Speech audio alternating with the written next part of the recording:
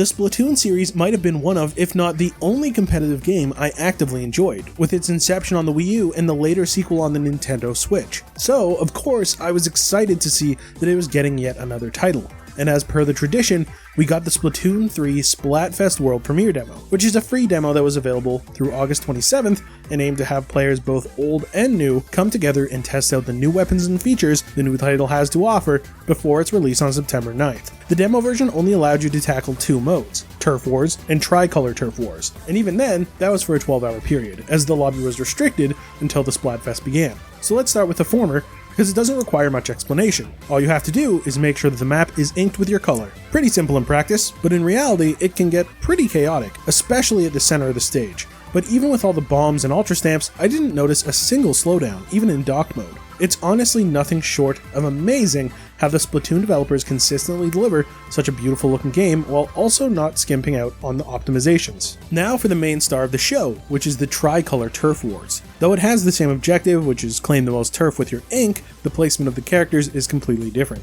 The currently leading Splatfest team will be facing two players of each of the runner-up teams, essentially turning this 4 vs 4 into a 4 vs 2 vs 2 type battle. At the center of the stage, there's also an item called the Ultra Signal, where if you manage to claim it, you can trigger a small dialogue with the team leader you're representing. I wish I could say more, but unfortunately the game barely allowed me to play it, even after selecting the option through the lobby, as it would still place me inside a regular turf war. Furthermore, communication problems and long waiting times were both recurring issues. Out of the 4 Tricolor Turf Wars I managed to get matched with, 2 ended getting cut short due to a connection error, and there were even times where the matchmaking would take sometimes 2 minutes to conclude or error out completely. For what it's worth though, it is cool that you're given access to test out your weapons while awaiting for the full 8-player lobby to assemble, unlike its predecessors, which had you stare at the screen and make funny sounds with the controller buttons. Several weapons were available to try out, including the brand new weapon types that were revealed in previous trailers, which are the Splatana Wiper and the Tri-Stringer. And after playing with both of them, I personally loved the Splatana. It definitely isn't ideal for Turf War,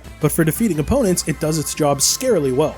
This was easily one of the best weapons I used this demo. As for the Tri-Stringer, well, I would have something to say here, but none of our reviewers could tear themselves away from the Splatana long enough to try it out. I guess that says it all. Of course, the clothing equipment couldn't level up, so I'm excited for the full game where I can try and build a clothing setup around it.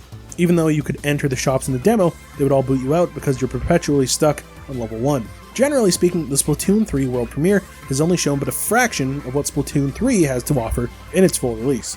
There's still a lot of ground to cover, such as the ranked battles, the single-player campaign, and even Salmon Run, and even the silly card game, all of which are modes that I'm going to have to leave for later when the full game releases. But given how it's looking so far, this was a solid demonstration, and I cannot wait for the game's release. Thanks for watching. Please be sure to check out the full preview at noisypixel.net. NoisyPixel is run by a group of gamers who work hard to deliver news, reviews, previews, and more. Please subscribe to keep up with all our future content.